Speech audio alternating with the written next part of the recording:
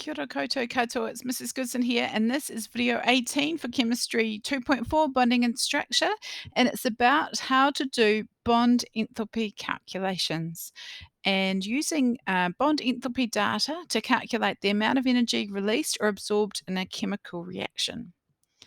So just a reminder about enthalpy. So enthalpy is the amount of energy, either kinetic or potential, which is called the enthalpy or heat content. So the symbol for enthalpy is H. So we can't measure enthalpy directly, but we can easily measure the change in enthalpy. And so we use the symbol H, and delta means change in. And so the heat of a reaction is delta RH.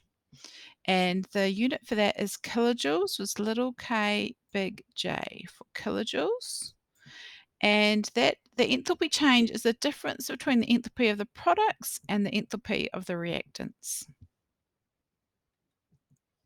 We can show this on an energy diagram.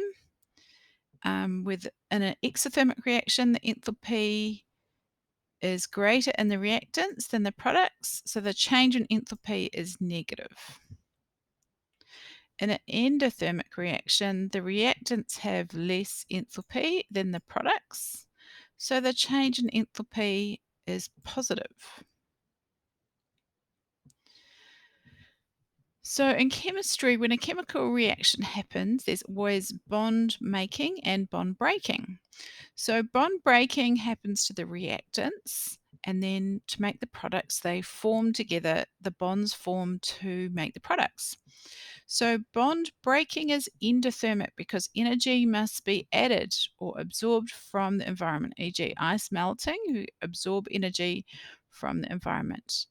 But however, bond forming is exothermic, as when atoms bond, energy is released because when they are bonded together, they are lower energy. So this means releases energy to the environment, for example, when water freezes, because the solid is lower energy than the liquid. So for a reaction that is overall exothermic, there is more energy given out as the bonds are made when products form than is taken in when the bonds of the reactants are broken.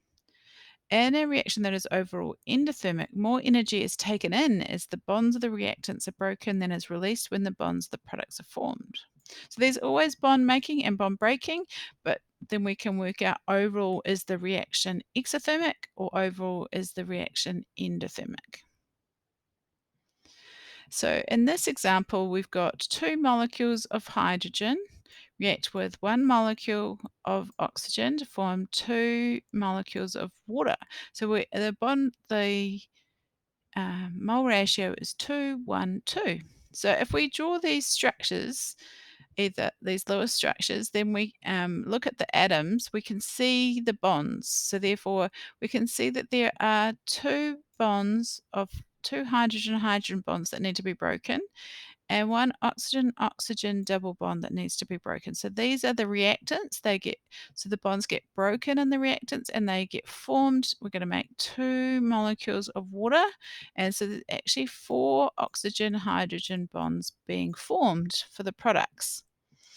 So if the reaction is exothermic because the energy needed to break the bonds is less than the energy released to make the new bonds, or it could be endothermic, then the energy needed to break the bonds is more than the energy released to make the bonds. So we can use this to make this equation here. So we've got the change in enthalpy, that is the energy required to break bonds, minus the energy released when the bonds are made. And this equation here is given to you on your resource sheet from 2021 onwards. It will be on your resource sheet. So you need to look out for questions that have bond energy data or bond enthalpy data, but then you'll know that you need to use this equation. So this is the kind of data you might get in a question. You get bond energy and it's in kilojoules per mole. And for every different type of bond, you get a value here. Now, you might not use every single type, but they'll give you some bond enthalpy data, and then you have to work out what bonds are broken and what bonds are made. So the best way to show you this is an example. So you'd be given this equation at the top here, right? So we've got 1 mole of methane reacts with 2 moles of oxygen molecules to make 1 mole of carbon dioxide and 2 moles of water.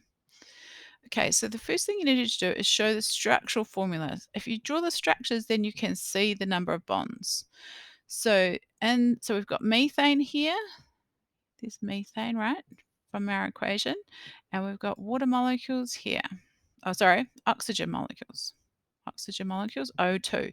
But we've got 2 moles of them, so we've drawn two molecules. Okay, so those are our reactants.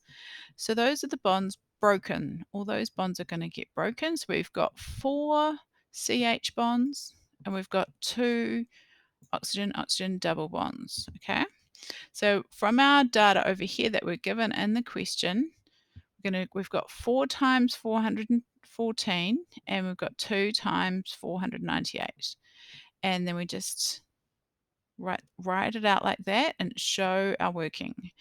But in the products here, we've got 1 mole of carbon dioxide and 2 moles of water molecules. Okay, so these are the products over on this side. We draw out the structures. We've got 2 moles. That 2 at the front tells us we've got 2 molecules, 2 moles of water molecules.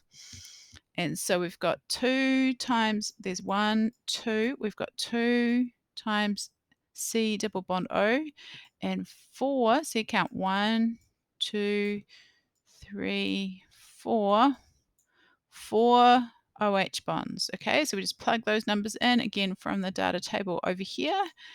And so therefore we can add together the bonds broken on this side over here, which is our reactants. And this is our bonds formed. So we're going to add that together.